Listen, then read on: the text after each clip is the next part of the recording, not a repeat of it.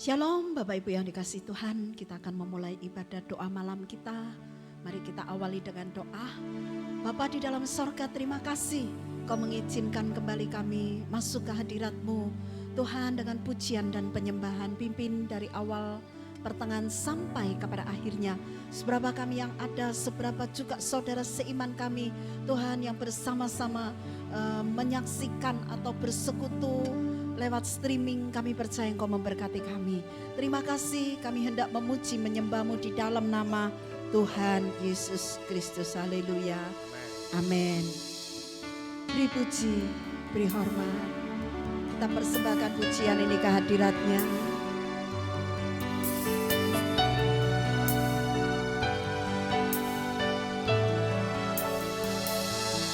Beri puji, beri hormat bagi Yesus yang duduk di tahta, berkuasa mulia, segala bangsa kan datang menyembah. Haleluya, haleluya, kudus dan mulia nama-Mu. Haleluya, haleluya, ku sembah Kau Yesus, ku sembah Kau.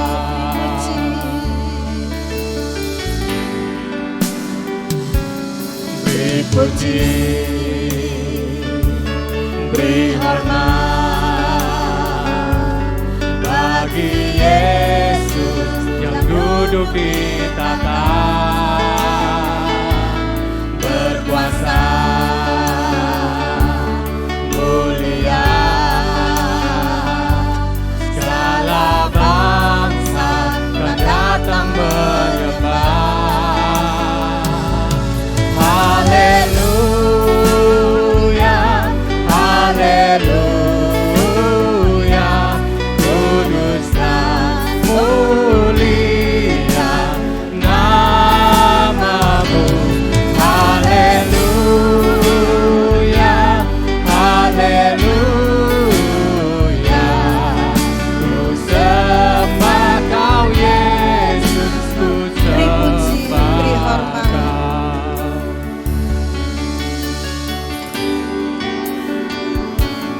Beri puji, haleluya, beri hormat bagi Yesus yang duduk di tahta, berkuasa, berkuasa mulia, mulia,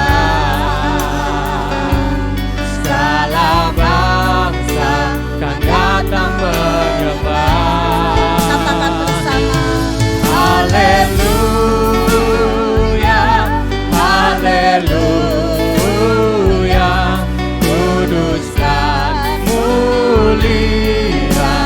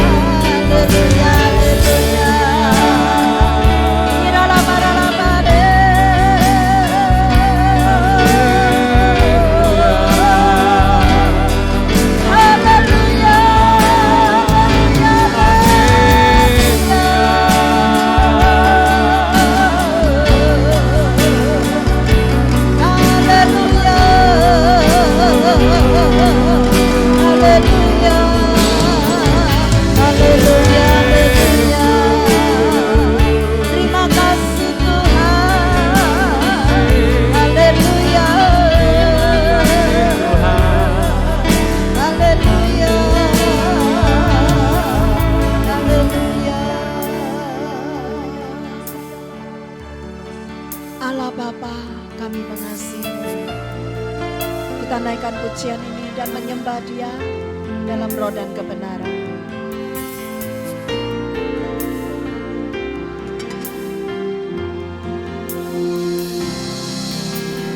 Allah Bapa, kami mengasihi-Mu.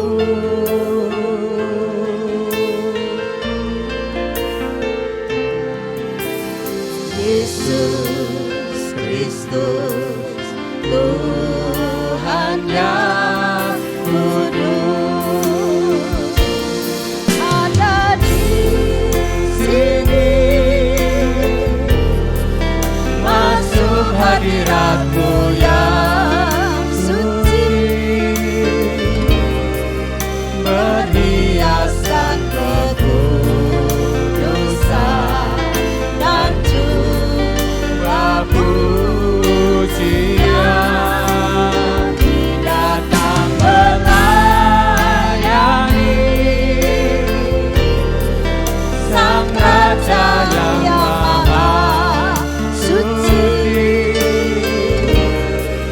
yang telah bertahta di surga.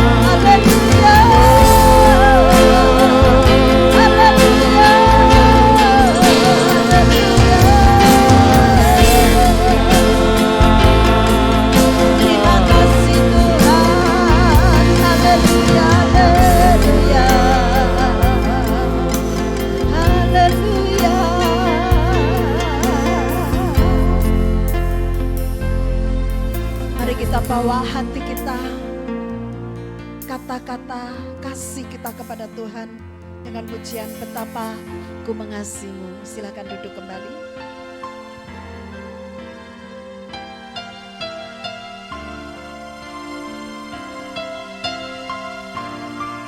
Mari kita belajar mengasihi Dia dengan pujian ini. Betapa ku mengasihimu Yesus, hanya Kau satu-satunya Allahku. Padamu ku menaruh semua pengharapanku.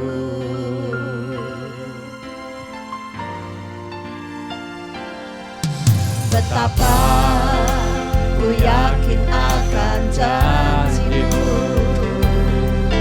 firman-Mu bekerja dalam jiwaku. Ku hanya akan menyembah-Mu sepanjang hidupku. Di saat ku menyembah-Mu, kuasa-Mu bekerja, hatiku dipulihkan, tubuhku disembuhkan. Biar hadirat-Mu terus bersamaku, ku tahu Engkau telah menyembuhkanku. Betapa ku mengasihimu Yesus, betapa ku mengasihimu Yesus. Hanya Kau satu-satunya Allahku. Padamu ku menaruh semua pengharapanku.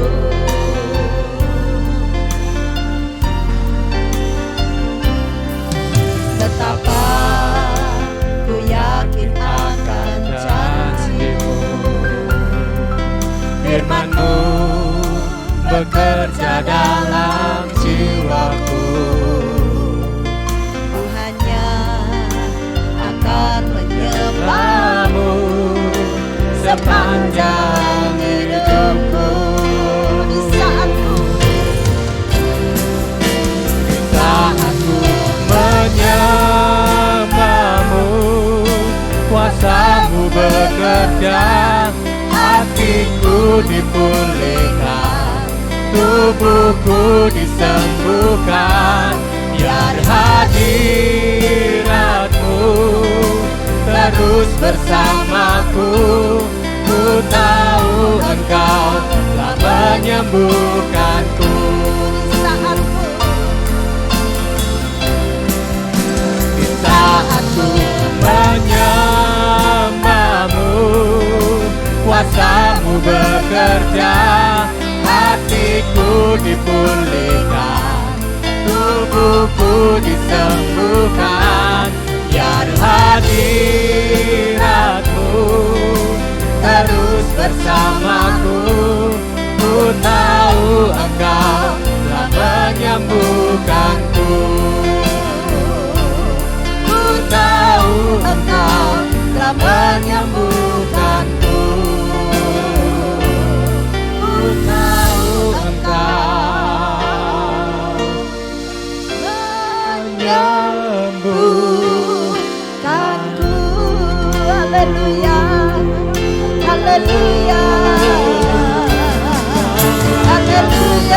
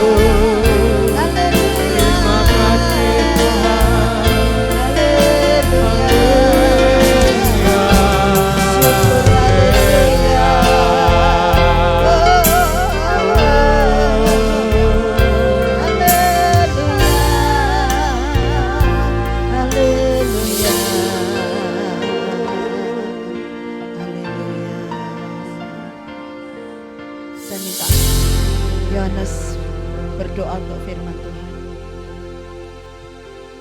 Bapak, kami ucap syukur buat kesempatan malam hari ini kami boleh menghampiri wajah-Mu. Kami percaya Engkau hadir di tengah-tengah kami. Kau memberkati setiap kami untuk kami boleh mencari wajah Tuhan. Dan sebentar lagi kami akan mendengarkan kebenaran firman-Mu. Urapi hamba-Mu yang akan memberitakan firman Tuhan. Biarlah firman Tuhan yang ditabur boleh menjadikan kekuatan bagi setiap kami, terutama di masa pandemi ini. Kami terus untuk selalu mengandalkan Tuhan. Terima kasih. Berkati firman Tuhan pada malam hari ini, hanya di dalam nama Tuhan Yesus kami berdoa, haleluya, amin. Ya, kita akan kembali kepada firman kebenaran. Saya akan memberikan tema, adakah sesuatu yang mustahil untukku? Peroleh di dalam Kejadian 18 ayat yang ke-14. Demikian juga Yeremia 32 ayat yang ke-27.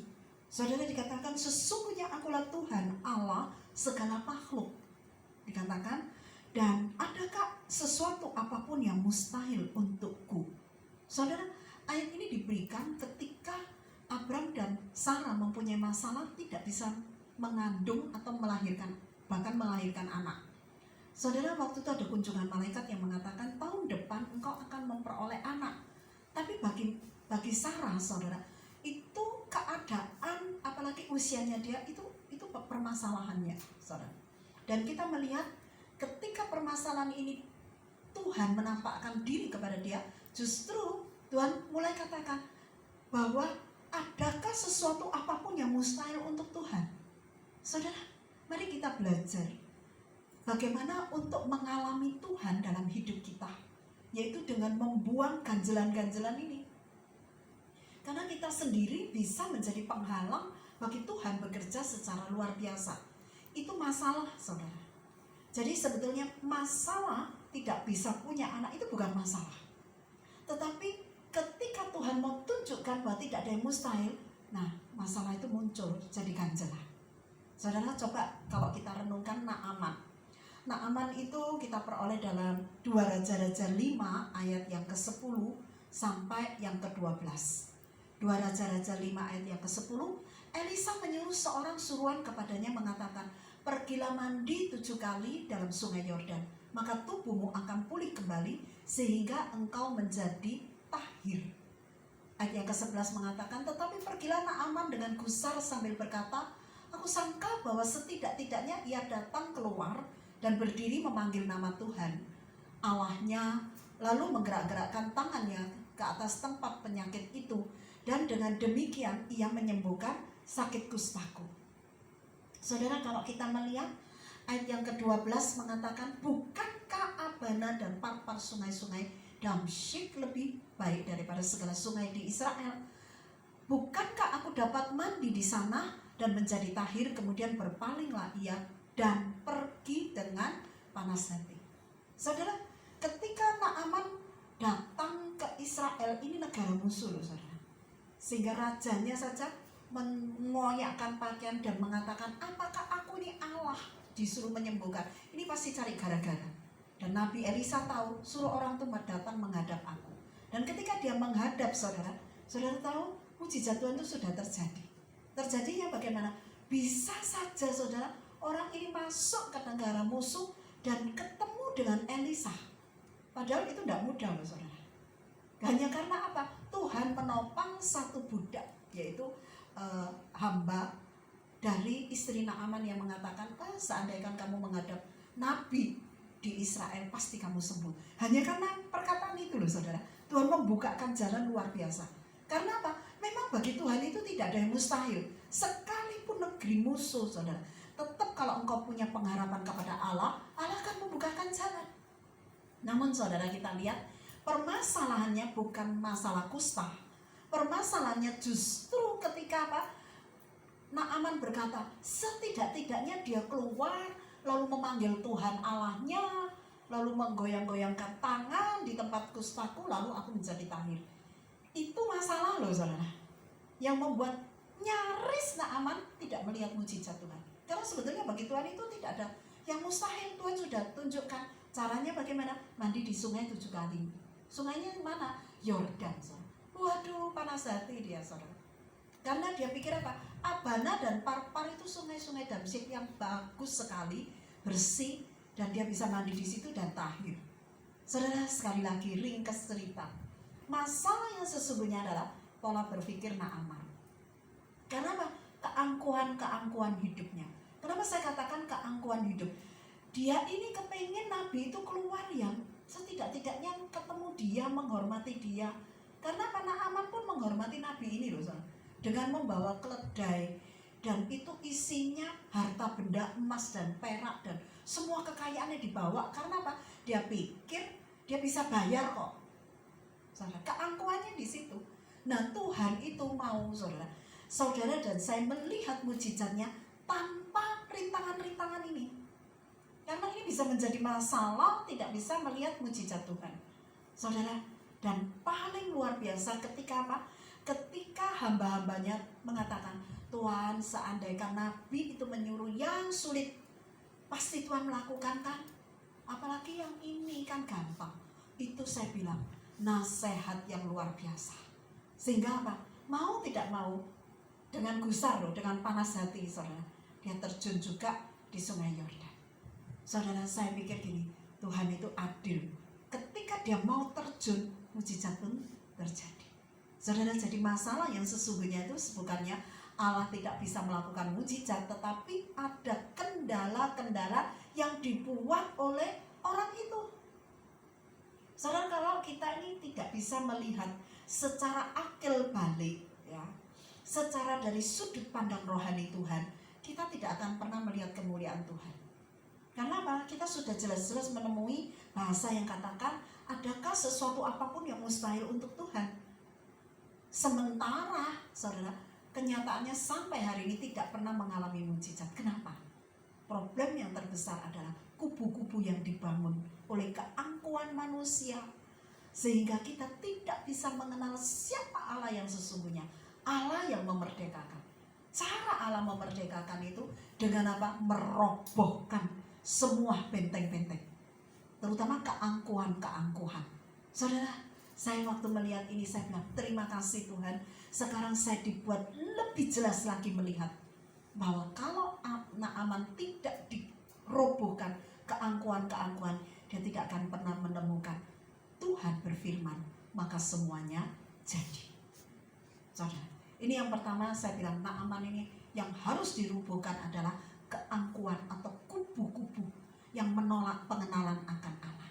Saudara, bagaimana mengenal Allah? Sederhana, turuti perintahnya. Sebagai orang yang dikatakan penurut-penurut. Contohnya apa, saudara? Elisa 2 Raja-Raja 4 ayat 42 sampai 44. Peristiwa Elisa dengan pelayannya. 2 Raja-Raja 4 ayat 42 sampai 44. Yang berkata demikian. Datanglah seorang dari Baal Salisa dengan membawa bagi abdi Allah roti hulu hasil, yaitu 20 roti jelai serta gandum baru dalam sebuah kantong. Lalu berkatalah Elisa, berilah itu kepada orang-orang ini supaya mereka makan. Coba kita lanjutkan. Tetapi pelayannya itu berkata, bagaimanakah aku dapat menghidangkan ini di depan 100 orang?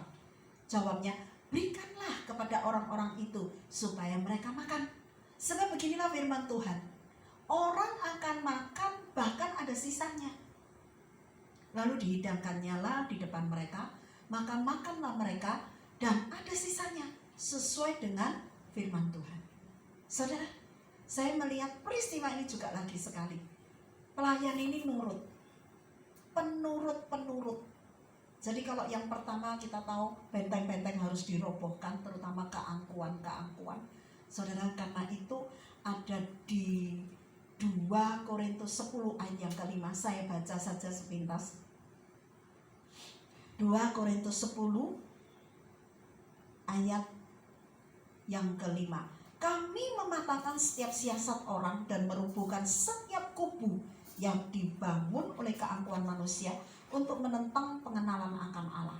Kami menawan segala pikiran dan menaklukkannya kepada Kristus. Saudara, sekali lagi, selidiki apakah ada kubu-kubu dalam hidup kita yang harus dirubuhkan dan ditawan, ditaklukkan di kaki Kristus. Kristus, karena Kristus harus tetap di surga sampai semua musuh-musuhnya ditaruh di bawah kakinya. Saudara, dan kalau betul-betul saudara jangan pernah segan-segan. Mungkin ada di bagian hidup kita, pikiran kita, tawan saudara, taklukkan di kaki Tuhan, supaya saudara dan saya membangun iman kita. Dan ketika kita membangun iman kita, apa saja yang dikatakan Tuhan pasti kita turuti, maka sesuatu terjadi. Saudara, pelayan ini nurut. Dan ketika pelayan nurut, 20 roti bisa memberi 100 makan. Itu sesuatu yang ajaib. Saudara, kalau saya menambahkan kesaksian, setiap hari Rabu di tempat ini itu menyiapkan makanan untuk dibagi-bagi ke kota. Dari waktu ke waktu. Nah, bagian kantin ini saudara, kalau masak, saya sudah anjurkan, paling tidak 1 orang tuh 1 on. Paling tidak. Karena bikinnya itu 60 bungkus sampai 70 bungkus. Tapi yang ajaib sampai hari ini, sampai saya tuh hampir gak percaya saudara. Itu nasinya pasti tuh 1 orang banyak-banyak. Saudara, 3 kilo cukup untuk 70 orang, itu hampir gak terpercaya. Nah, saya lihat saudara, kalau memang ini bagi orang yang semua serba logika itu tidak masuk akal. Tapi bagi orang yang bekerja saudara, dia cuek-cuek aja, pokoknya saya kerjakan, pokoknya ini 60, yang ada sisanya 10 orang makan hampir 70 setiap hari Rabu. Lu kenapa nggak 50? Lah cukup kok 30. Saudara, ini tidak masuk akal. Tetapi itu yang terjadi, dia bilang buktinya hampir 70 selalu selesai. Saudara, saya bilang, oh gitu ya. Ya sudahlah, itu urusan Tuhan. Saudara lihat, ketika kita mau hitung-hitungan, saudara, tetap dia berjanji semua harus makan dan ada sisa. Ada sisa. Saudara, saya bilang, Tuhan, Engkau luar biasa. Sudah, hari ini jangan hitung-hitungan sama Tuhan, saudara. Kasat mata itu, ini tidak cukup. Saudara, kalau memberi perpuluhan, saudara, maka saudara melihat, apa aku cukup? Buktinya masih lebih kan? Itu Tuhan. Saudara, buktinya masih lebih. Bagaimana kok bisa ini? Gak ada orang yang tahu, tapi yang pasti makan dan pasti ada sisa. Itu firman Tuhan. Saudara mau percaya firman Tuhan? Atau saudara mau bilang, enggak cukup. Nah, itu betul-betul terjadi loh saudara. Karena perkataanmu ngomong enggak cukup, ya enggak cukup benar. Tapi kalau kau katakan, ya sudah, ini namanya penurut-penurut. Ada ayatnya saudara. Penurut-penurut itu digambarkan seperti apa gitu saudara. Saya akan melihatnya di dalam Ibrani 6 ayat 12. Ibrani 6 ayat 12 mengatakan begini, agar kamu jangan menjadi lamban, tetapi menjadi penurut-penurut mereka yang oleh iman dan kesabaran mendapat bagian dalam apa yang dijanjikan Allah. Saudara, harus hidup dalam penurut-penurut. Kalau enggak, kita ya sama aja dengan banyak orang. Adakah yang mustahil bagi Tuhan? Tapi buktinya saya tidak mengalami mujizat. Karena apa? Permasalahan ada di dalam hidupmu. Kalau tadi kita melihat kubu-kubu yang dibangun keangkuhan dengan menolak pengenalan akan Allah. Yang kedua, tidak nurut. Nah, sekarang bagian yang ketiga, saudara. Kita melihat contoh ya. Ini kisah seorang istri para nabi. Jelas ini masalah seorang janda. Tapi Alkitab tidak menulis janda. Ini yang ajaib, saudara. Coba kita lihat ya, 2 Raja-Raja 4 ayat pertama. 2 Raja-Raja 4 ayat pertama. Salah seorang dari istri-istri para nabi mengadukan halnya kepada Elisa sambil berseru, hambamu suamiku sudah mati. Dan engkau ini tahu bahwa hambamu itu takut akan Tuhan, tetapi sekarang penagih hutang sudah datang untuk mengambil kedua orang anakku menjadi budaknya. Jawab Elisa kepadanya, apakah yang dapat ku perbuat bagimu? Beritahukanlah kepadaku apa-apa yang kau punya di rumah. Berkatalah perempuanmu itu, hambamu ini tidak mempunyai suatu apapun di rumah kecuali sebuah buli-buli berisi minyak. Saudara, saya tidak perpanjang, perjelas saya juga tidak membedah ini ya. Saudara, tapi saya ingin katakan begini. Perempuan ini saudara punya satu jaminan, yaitu suaminya hidup takut akan Tuhan. Selesai saudara. Lalu berikutnya, ini harus berbuat apa? Ini loh, saya nih dalam masalah yang besar. Nah, sekarang ganti, Nabi ini tanya. Nah, sekarang kamu sebut, kamu tuh punya apa di rumahmu? Tolong kamu sebutkan. Saudara, dia mau menyebutkan. Ini orang yang jujur, saudara. Mari kita belajar. Percayalah firman Tuhan, saudara. Di Mazmur 128, suami yang takut akan Tuhan, itu kesejahteraan rumah tangganya tetap terjamin. Saudara, tidak ada yang lain. Dia akan melihat istrinya tumbuh seperti pohon anggur, anak-anaknya seperti pohon zaitun, di meja makan. Kesejahteraannya terjamin. Saudara, ketika saya melihat peristiwa ini, saya bilang gini, Tuhan, satu poin yang dibuat wanita ini adalah dia bercerita bahwa ada sebuah buli-buli berisi minyak. Ringkas cerita, kamu pinjem buli-buli kosong dari manapun, masukkan dalam kamar dan mulai tuang. Ringkas cerita, saudara. Istri ini katakan begini, cepat dekatkan lagi, dekatkan lagi, dekatkan lagi, dekatkan lagi terus. Tiba-tiba anaknya bilang, sudah tidak ada lagi bejana yang kosong. Berhenti di situ. Dan ayat terakhir, saudara, dia datang kepada Nabi ini, sudah, sekarang minyaknya penuh semua, sudah terjadi. Ya sudah, sekarang kamu jual, bayar hutang, dan hiduplah dari sisanya. Kalimat itu menunjukkan bahwa istri Nabi ini meminjam sebanyak-banyaknya buli-buli, sampai lebih. Nah, masalah yang sesungguhnya kalau dia tidak meminjam banyak buli-buli, saudara, itu problemnya apa? Masih banyak. Kurang. Saudara, ingat, Tuhan itu sudah sediakan banyak mukjizat. Karena bagi Tuhan katakan, adakah yang mustahil bagiku? Nah, yang menjadi kendala itu sebetulnya adalah perjalanan iman itu sendiri. Nah, hari ini saudara dan saya yakin kita semua pengen mengalami Tuhan. Nah, kalau kita mengalami Tuhan, ingat, jangan lamban, jadilah penurut-penurut, sabarlah, karena engkau akan memperoleh bagian iman yang telah dijanjikan itu. Nah, orang yang takut akan Tuhan, saudara, saya mau tambahkan ini penting sekali bagaimana orang yang takut akan Tuhan. Amsal pasal yang ke-14 ayat 26 dan 27. Saudara, kita pikir orang yang takut akan Tuhan itu hikmatnya luar biasa, pengertiannya, pengetahuannya baik. Tetapi kalau tidak mengalami mukjizat, buat apa, saudara? Kalau cuma hanya pengalaman seperti itu. Kita lihat ada satu janji yang luar biasa. Amsal 14 ayat 26 dan 27. Dalam takut akan Tuhan ada ketentraman yang besar, bahkan ada perlindungan bagi anak-anaknya. Itu sebabnya sekalipun Nabi ini sudah meninggal, tetap jaminannya anak-anaknya dalam ketentraman yang besar. Dan takut akan Tuhan adalah sumber kehidupan, sehingga orang terhindar dari jerat maut. Saudara, kenapa saya katakan begini semua? Karena saya ingin mengakhiri dengan satu ayat Yesaya 59 ayat 1 dan 2. Coba kita melihat. Saudara, ayat ini menjadi satu kesimpulan tersendiri. Yesaya 59 ayat 1 dan 2 yang berkata demikian.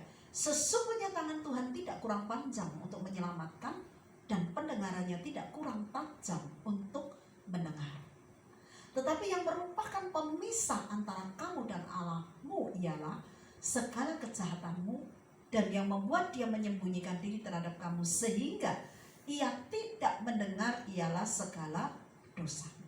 Jadi mau tidak mau, beban, dosa, kemudian tidak nurut, belum lagi kesaksian hidupnya tidak benar, belum lagi kubu-kubu keangkuhan yang dibuat, saudara, itu ternyata menjadi penghalang-penghalang untuk melihat mukjizat Tuhan. Saudara, sekali lagi, bagi Tuhan tidak ada yang mustahil. Juga bagi orang percaya tidak ada yang mustahil.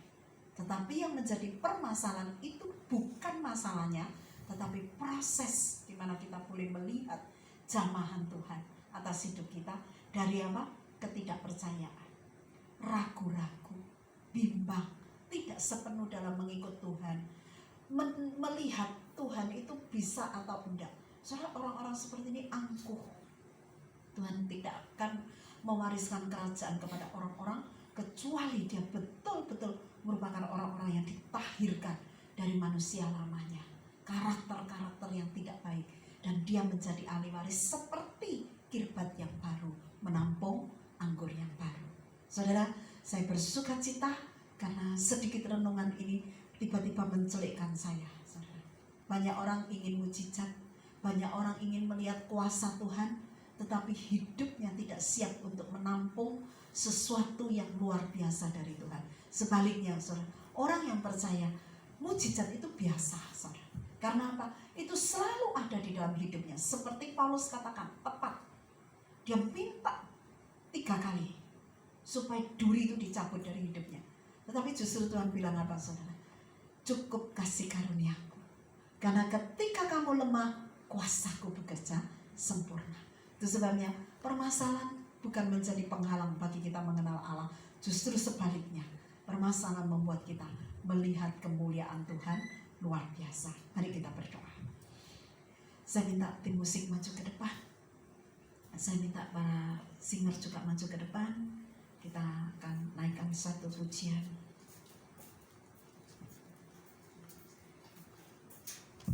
Bagi Tuhan tak ada yang mustahil.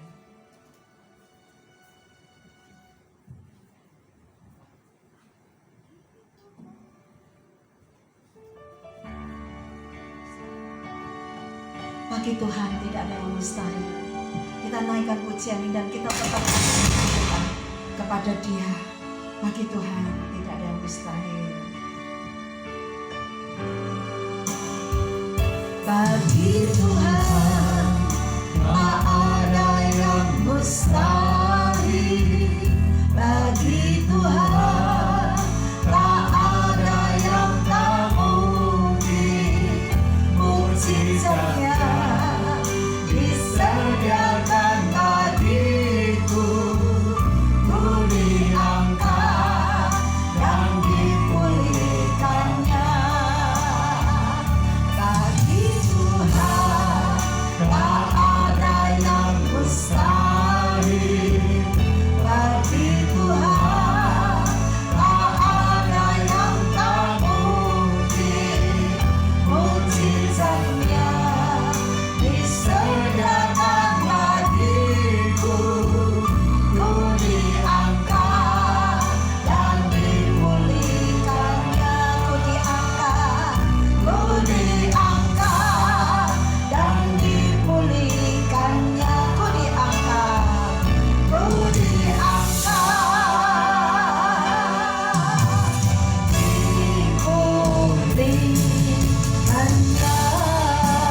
Haleluya, haleluya, haleluya, haleluya,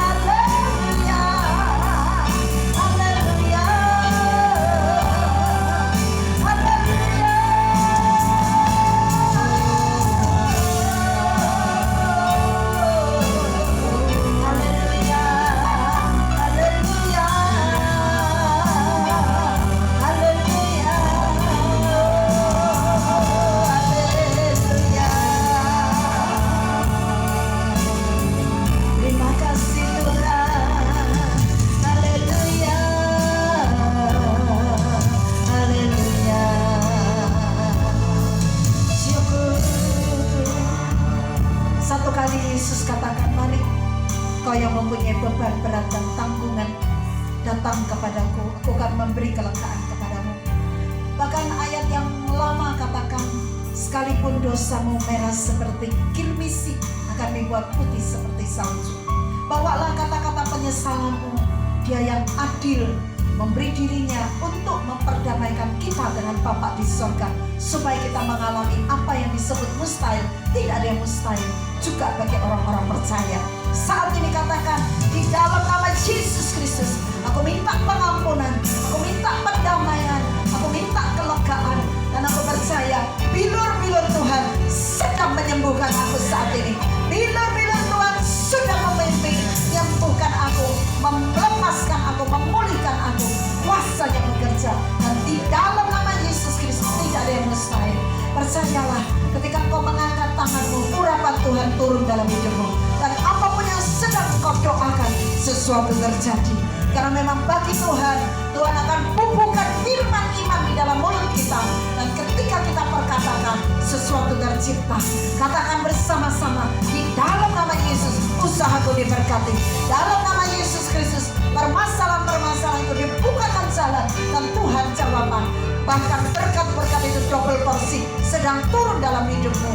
Anak-anakmu diberikan kepandaian, diberikan hikmat akal budi, diberikan masa masa depan yang dari Tuhan, diberikan jodoh yang dari Tuhan. Tuhan sedang memberkati, Tuhan sedang membuat satu terobosan yang manusia tidak bisa mengerti, tapi semua sudah disediakan. Karena Tuhan katakan, adakah sesuatu apapun yang mustahil bagiku? Percayalah, Tuhan beri yang terbaik bagi anak-anaknya. Dalam nama Tuhan Yesus Kristus kita terima. Dalam nama Yesus Kristus kita terima.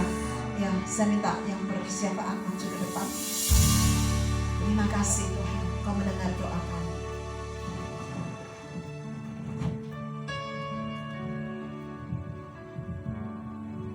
Apa yang kami kenal di dalam nama Tuhan Yesus, kami berdoa untuk bangsa Israel. Kami percaya Engkau mengasihi bangsa Israel. Kesejahteraan turun, pertobatan turun di bangsa Israel, untuk mereka boleh mengenal Allah yang dahsyat di dalam hidupnya. Kami percaya Engkau juga mencintai bangsa Indonesia. Kami percaya Tuhan, Engkau menyertai bangsa Indonesia, sehingga bangsa Indonesia juga boleh dipulihkan, baik ekonominya, baik politiknya, baik kondisi semuanya, keamanannya boleh kondisi Tuhan. Dan kami percaya Bapa, Engkau mengasihi bangsa Indonesia.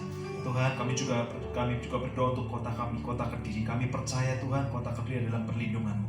Apapun yang ada di dalam kota Kediri, Kau mengetahuinya. Dan kami percaya Kau memberikan damai sejahtera, sukacita-Mu buat kota Kediri ini Tuhan. Terutama untuk pemerintahan yang mereka menjalankan kebijakan-kebijakan, agar apapun yang dilakukan dengan kebijakan ini boleh memberi yang terbaik buat hormat kemuliaan nama-Mu Tuhan. Kami berdoa juga untuk lingkungan di mana kami beribadah, berkat-Mu turun atas setiap mereka, sehingga mereka juga merasakan damai sejahtera yang daripada mereka boleh melihat Engkau ada di lingkungan ini Tuhan, memberkati setiap mereka. Tuhan, kami berdoa juga untuk setiap jemaat yang mereka ada dalam kondisi yang kurang sehat. Kami percaya Engkau penyembuh setiap anak-anak-Mu Tuhan, karena Kau sudah menanggungnya 2000 tahun yang lalu. Kami percaya dengan bilu-bilu-Mu Kau sudah menanggung segala penyakit. Oleh karena itu kami percaya setiap jemaat yang mereka percaya di dalam Kau, mereka menerima janji itu dalam hidupnya dan disembuhkan di dalam nama Tuhan Yesus. Tuhan, kami percaya Tuhan, buat jemaat juga yang mengalami kondisi kesulitan dalam ekonomi Tuhan, terutama dalam waktu sekarang ini Tuhan, kami percaya Kau bukakan jalan Tuhan. Kami percaya Tuhan, Kau yang berjalan bersama dengan mereka, menyertai setiap mereka, menuntun, dan setiap mereka boleh menerima satu lawatan, mereka boleh menerima satu terobosan dalam ekonomi mereka Tuhan, juga dalam keluarga mereka Tuhan. Kami percaya Kau menjaga setiap mereka, agar setiap keluarga di dalam jemaat ini boleh menjadi keluarga yang sakinah, di mana Engkau Tuhan yang memerintah dalam keluarga mereka Tuhan.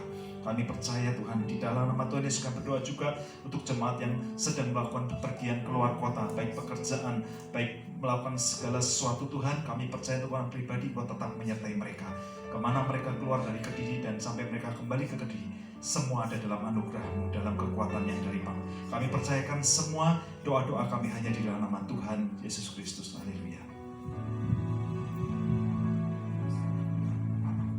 Bukan perkara yang dahsyat bagi anak-anak-Mu di tempat ini.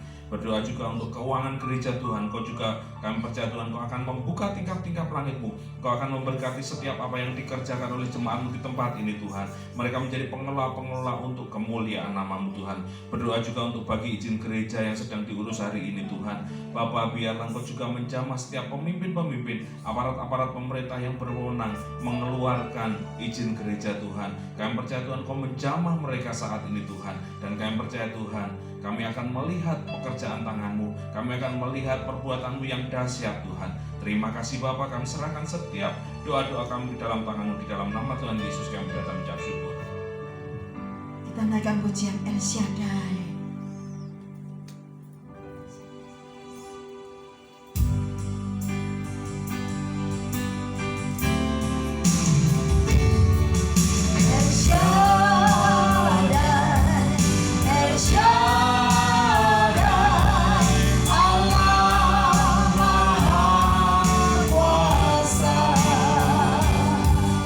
Ya besar, ya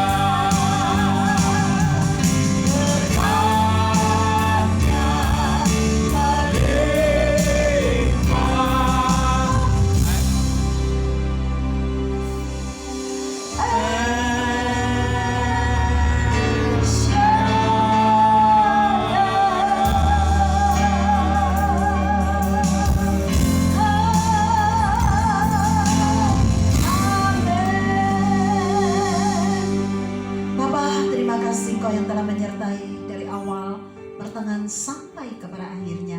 Kau memberkati kami.